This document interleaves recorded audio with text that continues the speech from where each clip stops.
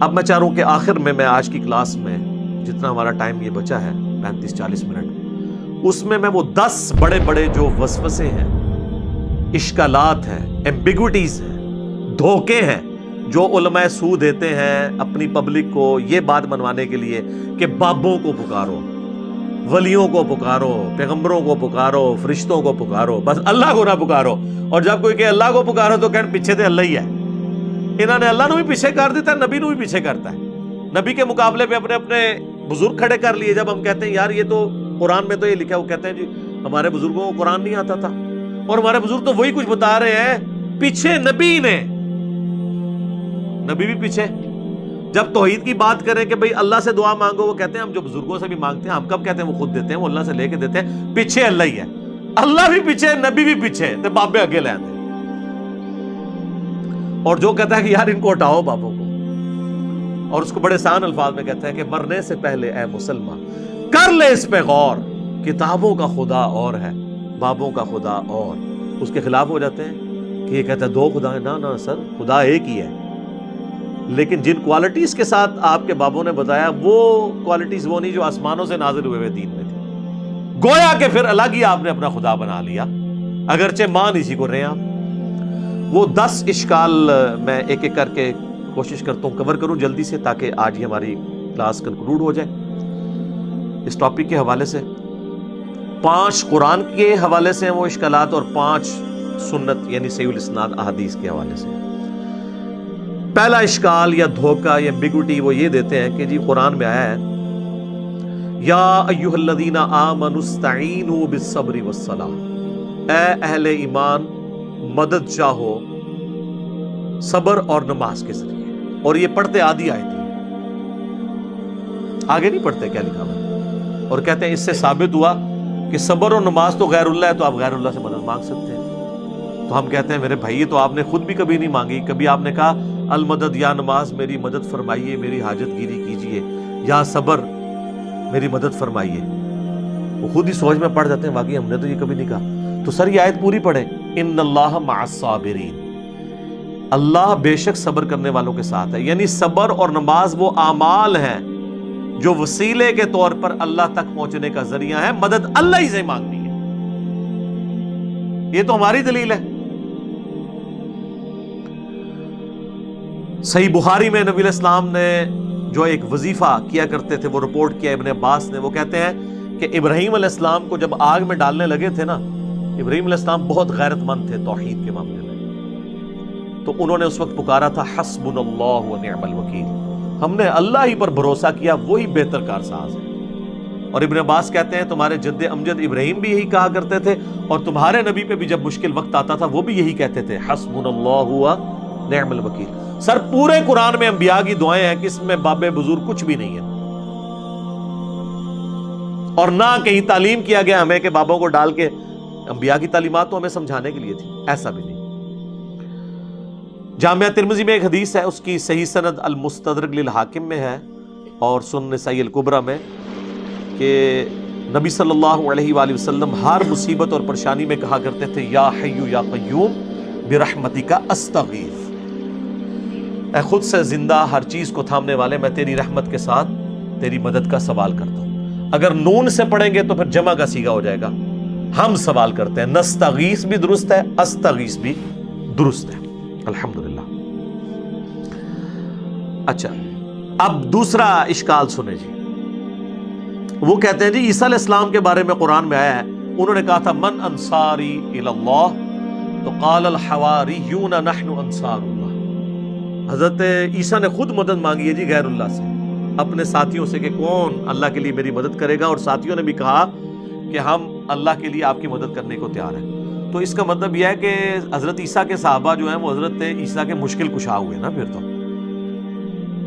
یعنی حضرت عیسیٰ نہیں مشکل کشا، ان کے ساتھی ان کے مشکل کشا تھے۔ واہ واہ سبحان اللہ۔ اس کا یہ مطلب ہی نہیں ہے، وہ کہہ رہے کون اللہ کے لیے مدد کرے میری دین کے کاموں میں۔ اس میں یہاں کا لکھا ہوا ہے کہ ان کے ساتھی فوت ہو گئے تھے اور وہ قبر پہ جا کے کہتے تھے قبروں سے نکلو اور روحانی طور پر جسد امثالی کے ساتھ آ کر میری مدد کرو۔ یہ بھی ایک نئی ٹرم ہے۔ جب اسی کہنا نا قاسم نوتوی صاحب 6 سال بعد کس طرح نکلے وہ دیوبند کی صلح کرانے کے لیے بیداری میں، وہ کہتے ہیں जसद अमसाली के साथ एक नया उनको जिस्म मिला था, तो उसे कब्र निकल आए। जब बरेलवियों के बाबे निकल आए तो वो शिर्क, देवबंदियों के निकल आए तो तौहीद। अपनी अकल का इलाज करवाए।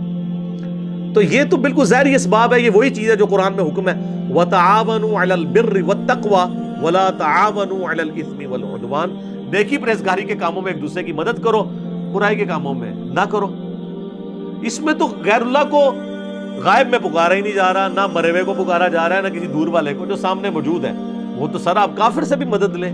सही बुखारी में हदीस है, नबी अलैहिस्सलाम की वफात इस हाल में हुई कि आपकी ज़रा गिरवी रखी हुई थी यहूदी के पास अनाज के बस, तो आप काफिर से भी मदद लें ज़ाहिर इसबाब में।